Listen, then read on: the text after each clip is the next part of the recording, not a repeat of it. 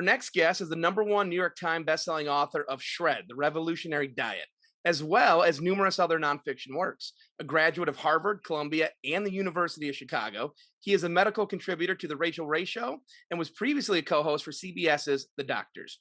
Recently, he entered the fiction waters, adding several mystery thrillers to his resume, and today he's here to talk about all of that and more. Ian K. Smith, welcome to Thriller Talk. Guys, thanks for having me on the show. I'm glad to be here. Well, I mentioned that you recently entered the fiction waters, but in reality, you actually published your first fiction novel, The Blackbird Papers, in 2004. So we'll get into your background, which is, I mean, it's so fascinating, by the way, in a moment. But first, I wanted to know what made you want to start writing fiction again? I have always loved fiction. I've loved the detective mystery thriller genre since I was a little boy when I would read Encyclopedia Brown. And I was fascinated by that series of a boy detective figuring out these things. And it always stuck with me. And so while I read literary fiction, I read all types of fiction. I don't know if you can still say chick lit if it's PC, but I love romance. I love everything. Okay. But I really have a special place for thrillers and detective crime fiction. And so I've always wanted to do it. My first novel, you mentioned The Blackbird Papers, I published it after writing a couple of nonfiction. And the reason why I didn't publish anything for so long in the fiction arena is because it was the curse of being successful in one genre. So my nonfiction took off, the diet books became bestsellers, became international books. And so the publishers only wanted more, more, more, more, more. Meanwhile, from a creative standpoint, my creative side is saying, well, please, just, let me write my fiction. So finally, I took a stand and I said to my publisher, listen, we've written all these health books. They've been very successful. I have to write something else that's really passion, that's a passion of mine. And so I started writing my fiction again. Mm. Well, we're grateful you did because we love having you on the dark side. Um, so I'm actually a former medical writer, so I switched from nonfiction to fiction as well. And I wondered if you could share what are some of the pleasures and challenges of nonfiction versus fiction in your mind? Sure. Nonfiction is very linear. It's about finding research and studies, and the craft of it is being able to take some very dense medical material and to transcribe it in a way that the audience can understand it and it's appealing to them and it has to be effective. So it's a very kind of linear process when you talk about that type of nonfiction. It's pretty easy to write because it's like, new study says that this will lower your blood pressure. And so I turn around and say, this is what the new study says. This is what you should do to execute that strategy. Not very difficult and not very creative. My diet plans, however, do require creativity as far as kind of how I, manipulate different facets and aspects of it to present it to you in a way that it works. However, fiction is something that really allows you to exercise your true creative muscle. It allows you a purely blank canvas, and you can write and create whatever you want on that blank canvas. It doesn't have to be researched, though I also now research my fiction too. I believe that the best fiction in this type of genre is the type of fiction that is authentic by the fact base of the details. So in my novels, the streets all go in the right direction. The restaurants are there, the buildings are there. To me, I think that makes it true to the reader. And when people read my Kane novels, they say, wow, I felt like I'm in Chicago. And that's what I'm trying to do.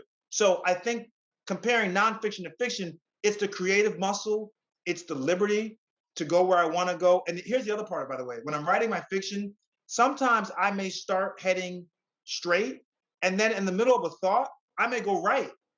Whereas my nonfiction, I got to stay in that path because I have to get to the end of what I started. And so I like them both, but I think that it's the creative passion in me that really loves to jump on my fiction.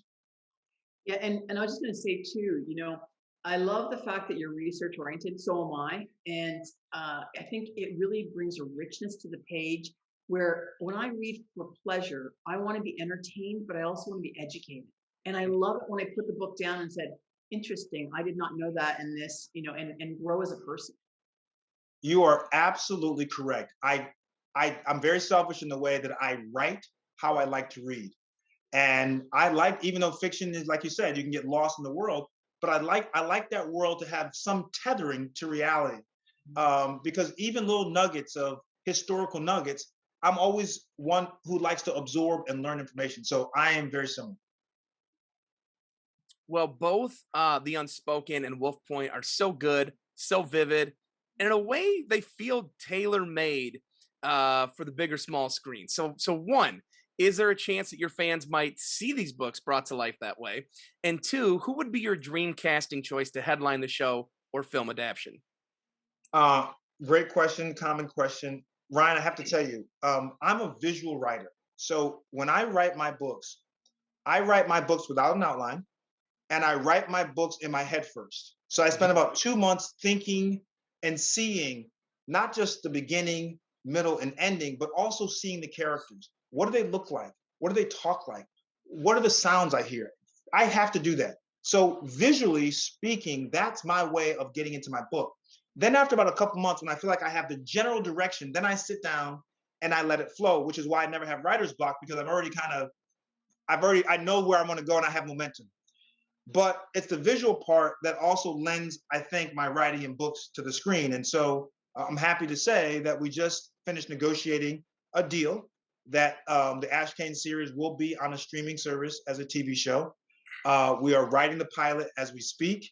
And so I'm excited. I think that people will love to see these characters and they will love the city of Chicago. Chicago is a character in the book. And I'm going to take you to the gritty streets of the South Side, to the wealthy enclaves on the North Side, to the Gold Coast. I'm gonna take you everywhere because I think that's what makes the book also fun.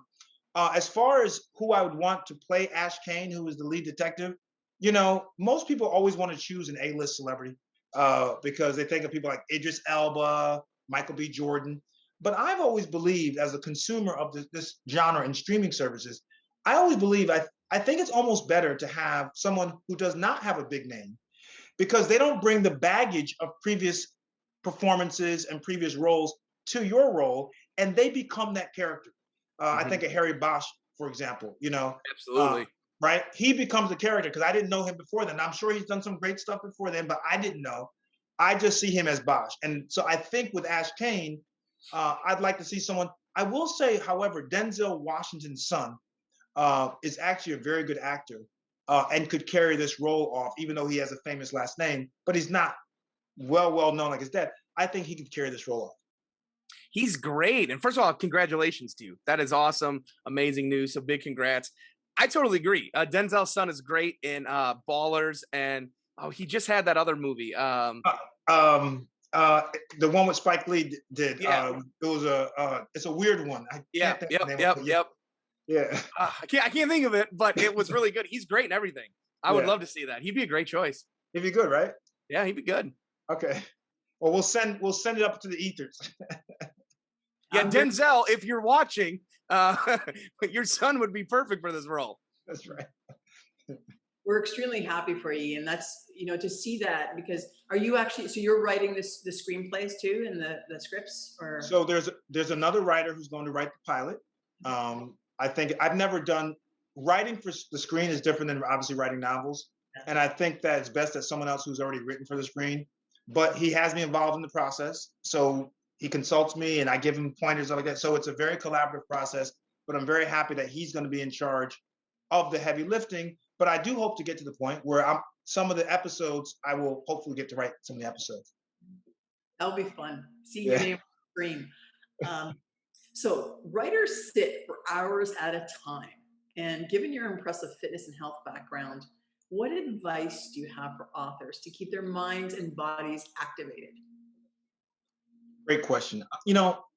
I feel like obviously all writers write differently, but I'm a very routine writer. So when I'm in the zone and I'm really pumping out pages, I am very disciplined in scheduling my day. And I think that it's very beneficial for me because not just from a productivity standpoint, I can produce a lot of pages, but also from a life arrangement standpoint. So, if I say these are my hours, I need to work this many hours in the morning or or finish this many pages before lunch, then it allows me to structure the rest of my day. This is time for my workout. This is time for family, eating, whatever. But I think when you have a random schedule, I think that haphazard approach is very difficult to manage if you have other things going on. If you're single by yourself, okay, fine. But I'm not that. Ryan's not that. You got to do stuff. And so I think that the best way I can advise writers is to be organized with your time and allotment, and to make sure that you are putting breaks in there. Like you have to say, now I'm going to have a break. I'm going to have something that's going to take me completely away from what I'm doing. For me, it's doing yard work, which I actually like to do, going golfing, going to the driving range to hit ball, something where I break the physical and the mental monotony and the connectedness to the work. That's brilliant advice. I mean, I'm a tennis addict, so I play tennis pretty much 6 days a week. And for me, that keeps me alive. And I'm a big believer too, that if you're not active regularly, that your mind isn't as full and as mobile, right? As to come up with ideas and to things. So and they say that rhythmic activities like swimming, cycling, and walking also allow for your body to kind of go into that almost dreamlike state where you come up with good ideas. Do you agree with that? 100%. I think that the more active people are, the more active their mind is, the more nimble it is. And when you're writing in our genre, you have to be very nimble because you have to see things, you have to have observations, you have to know how to turn that plot, how to move that character arc. These are things that I think can be enhanced when you are active, because like when I'm out and moving around, I'm thinking about all kinds of things.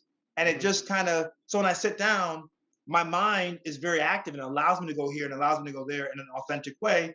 But I also believe the other part of what you said, which is when you do physical activity that tends to be more repetitive and less dynamic and more kind of stable, that allows you to kind of get into that nice, easy, and because I tell you, I have thought of so many good plot points in that state, by the way, of just kind of, for me, by the way, mowing the lawn is like that. Like when I'm mowing the lawn, I'm thinking like, geez, would it be cool if this character did this and that one did that? So yes, I agree with you. Great. So I'm going to follow that up with, I read recently that the average American during COVID lockdowns has gained somewhere between 5 to 15 pounds. So with the holidays upon us, Thanksgiving included, what foods should we all be flat out avoiding as we try to get back to our pre-COVID-19 bodies? So this is my nonfiction side here. So I actually do monthly challenges online with people. We just finished the first week of a new challenge. We have one starting right after Thanksgiving. So I do these 4-week challenges where it's a very intimate experience I do with working out with people. I give them a weekly meal plan, a daily meal plan for every week of the 4 weeks. But if I were to give people some general brushstrokes about how to handle this, first thing I would say is increase the amount of whole grains in your diet, decrease the amount of processed ingredients. So when you look at the back of a label and you see 30 ingredients, you better believe a lot of them are processed. When you can't understand the names, it's likely to be processed. So people would be surprised if they went to the grocery store before they bought it. Just look at the back label. If it has more than 7 ingredients, it's probably a lot of processed ingredients. So there's that. Reduce the amount of added sugars, okay? Added sugars are like outrageous, and you'd be shocked at how much sugars are in things that you think are healthy. Yogurt, for example, 28 grams of sugar in yogurt, added sugar. So reduce processed ingredients, reduce refined sugars, increase your whole grains, and increase your lean protein. Chicken, fish, non-animal products like chickpeas, lentils, beans, legumes, and try intermittent fasting.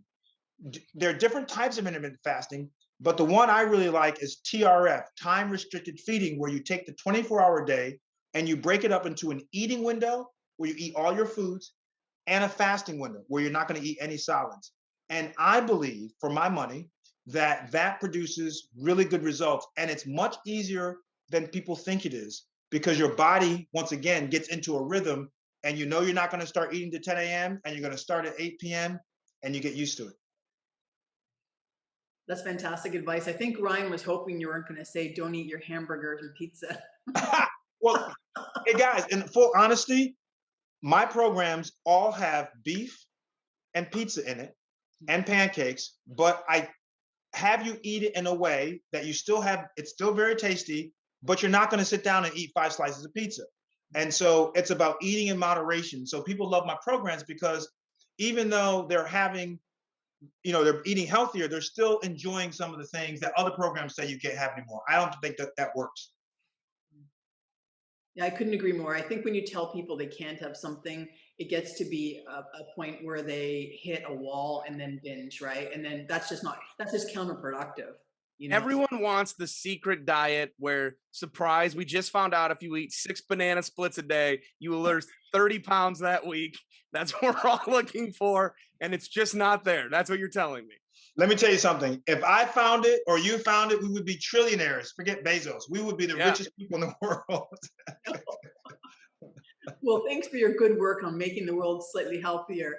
And I wanted to talk to you about Chicago. We touched base on this, that you're from there and that you're having a very windy day today. And I really loved in your books how Chicago is a fully fleshed out character. And once again, touching on the authenticity on the page, that you feel like you're literally there. So, can you tell us maybe a couple of high points about your research of Chicago? Maybe some interesting people you've met or something that you've learned? Chicago is a very interesting city. I'm an East Coast guy, and the country pays attention to the coast, right? New York and LA. And Chicago's a flyover city. And it's portrayed, I think, in a very inaccurate way in the general media. Chicago is a city that has everything. It has violence, but it also has philanthropy, and it has affluence, and it has grit. It has gangs, it has charities. I mean, this is an urban city. This is what it is. So I think that the media over portrays the violence part of Chicago. In fact, I always tell people, Google the most violent cities in America. Chicago ain't even top 10. So that just proves the point. But um, the beauty of Chicago is that Chicago is a corrupt city, and I say that in a very affectionate way. That when you look at the history of Chicago and the backroom deals and Al Capone, when you really look at Chicago's history, it's always been a city that's operated outside of the margins. It's operated in a way where you slap my back, I'll slap your back, and that's just kind of how the city operates. And I don't think it's a mystery to people about that, and it's kind of one of those things where you live with it.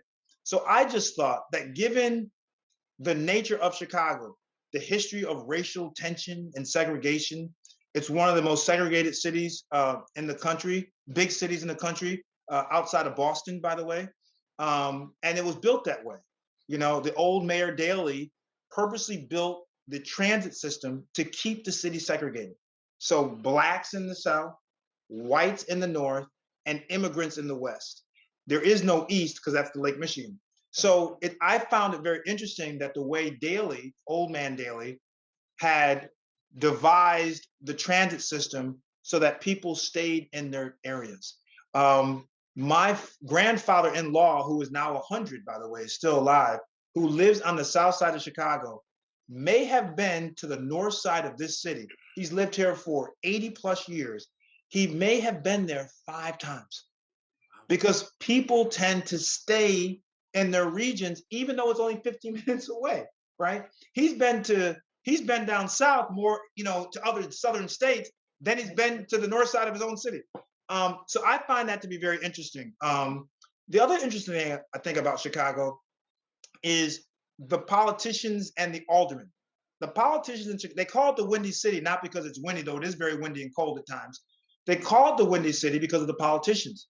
The politicians speaking a lot and bloviating. And that's why it's called Windy City.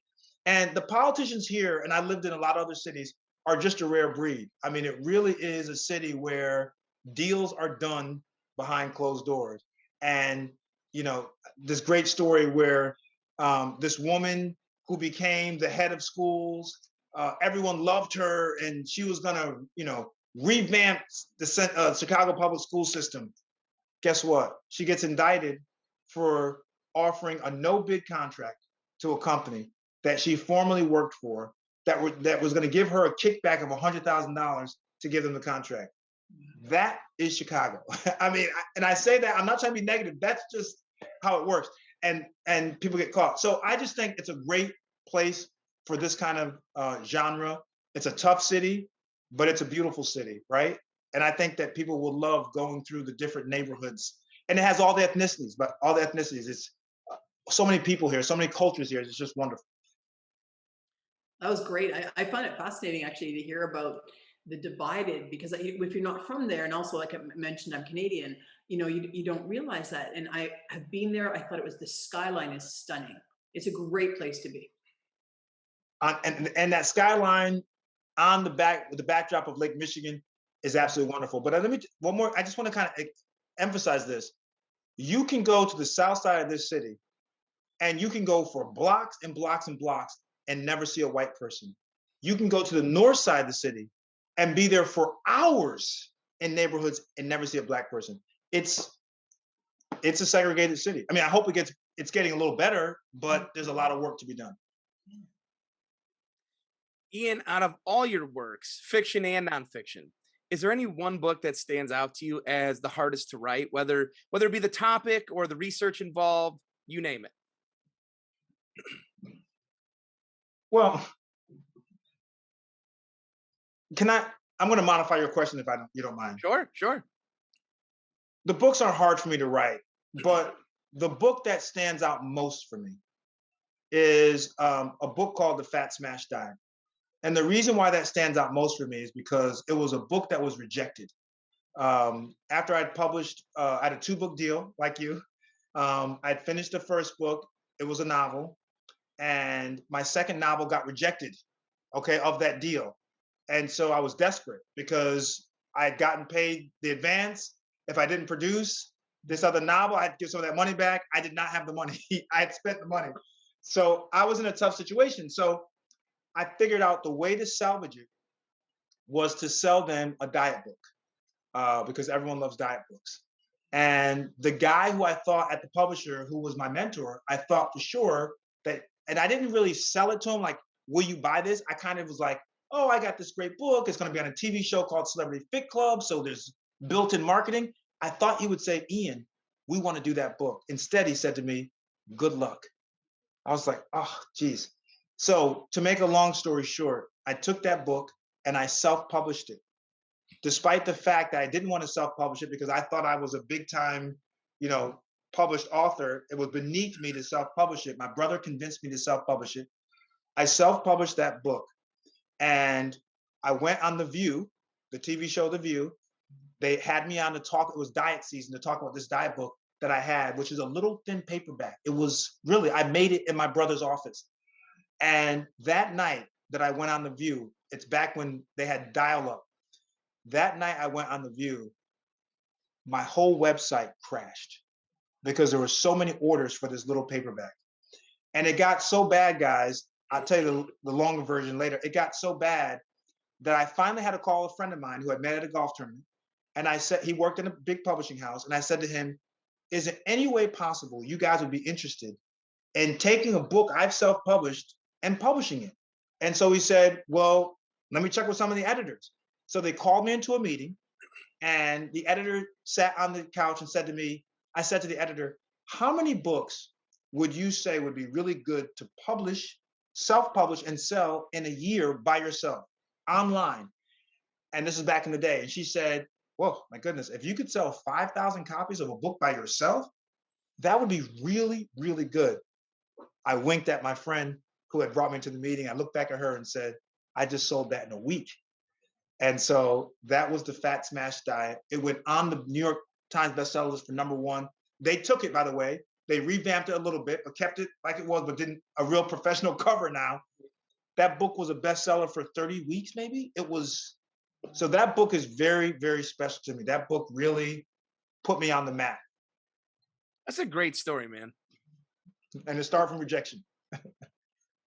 Well, I really admire your fortitude, in basically believing in yourself and what you had to offer and saying, okay, well, if you don't want it, I will put it out there, and kudos to your brother. I tell him all the time, dude, you did it. Because I wasn't going to do it. I thought it was beneath me. How dare Right. you suggest that I self-publish? And he said, dude, you can do it. You got fans. Yep. Just give it to them. Forget these guys. And he was right. Yeah, when you have a platform like yours, I think it's built in that, you know, like in being on The View and all these opportunities, you're right, your outreach is incredible. So speaking of which, you've had a really diverse and fascinating career and succeeding in many different arenas. If you had to pick a moment that you're most proud of, which would that be?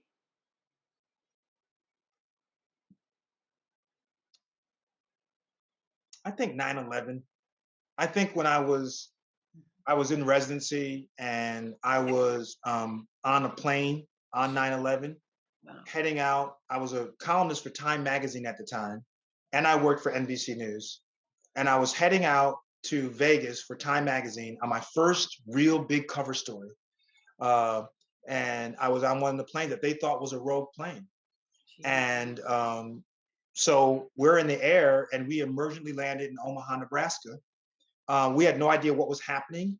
And at the time, this is how long ago it was, they had the phones on the plane where you can pick up and dial. And so we were all trying to pick up the phones and like, what's happening? And something was weird because the flight attendants were acting really strange. They weren't really answering our questions. And then the captain came on and said, we're landing. And I'm like, we're in Vegas already? Anyway, I tried to call out, all the lines were jammed. And that's when we hit the ground, we found out. I called the news station back in New York, NBC, and found out what was happening. But I then had to drive back to Chicago from Omaha. The two other guys, one guy from Britain, I forget where the other guy was from. We were three people, and there was one car left. And we decided to get it together. It was a yellow Mustang. And we drove that car back all the way to Chicago, where my girlfriend was, now my wife. We drove it back to Chicago and we split up. But then I was in Chicago for 3 days, and my brother said, once again, Ian, you got to get back to New York. I was living here. You got to get back to the city and help out at 9/11. And so I drove back to the city and went down. Obviously, there was no rescue there at the time. It was just recovery. No one was saved. But I think that being there at ground zero with other medical professionals and other, emergency professionals, and the amount of unity that was there and the outpouring of support, we were all in this together. That's kind of what I wish we were now trying to attack COVID. That there are no sides here. We all want to win this thing together so we can move on. So I think 9/11 is probably one of the most momentous occasions in my career. Wow. Amazing, man. It really is. It's tough to move on from that too, by the way, because that's a Sorry. great answer. I mean, it hits all of us the same. But having touched on your proudest moment, what has been the most surprising thing so far in your career? So I mean, look, between Celebrity Fit Club, to writing fiction, nonfiction, being on The View, graduating from both Harvard and Columbia, was there ever a moment where you stopped and thought, wow, I didn't see that coming? Yeah, 100%. So Michael Strahan is my best friend. I'm not name dropping, but I'm going to tell you why this is important. So he was going through a divorce. He's going through a very tough time, and he was sleeping on my couch. And I had just left NBC and was between gigs, had a really big offer at CBS, and something told me not to take it, and I didn't take it. And I had no job, and I was running out of money. And he was sleeping on my couch. And I got this email from Celebrity Fit Club. And Celebrity Fit Club, the executive producer said, this is who I am. I had never heard of the show. We'd be interested in you coming on the second season and being our medical expert. And they wanted to pay me peanuts, okay? And I said to Stray, I was like, this show wants to come on. There's no money. I got to go to LA. Like, no way. I'm a journalist. I'm NBC, blah, blah, blah. He said, Doc, just try it. You never know what happens. You never know what happens. He said, I used to go to bars to make appearances for $500. He said, just go do it. So my girlfriend and Stray convinced me to go do this wacky show called Celebrity Fit Club. And the surprise is that I had spent years at NBC with Katie Couric and Matt Lauer, talking to Tom Brokaw, and I do this wacky show on VH1 called Celebrity Fit Club. And that was when people recognized me. People would stop me in airports. And I'll never forget this. A baggage handler in South Carolina, in a small town of South Carolina, was like, "Oh my goodness, you're Dr. Ian from Celebrity Fit Club."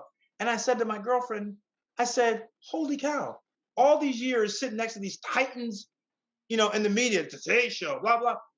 And it takes a little wacky show like this where people actually, so that was a big surprise to me. I never thought that show would do what it did for my visibility in the public space.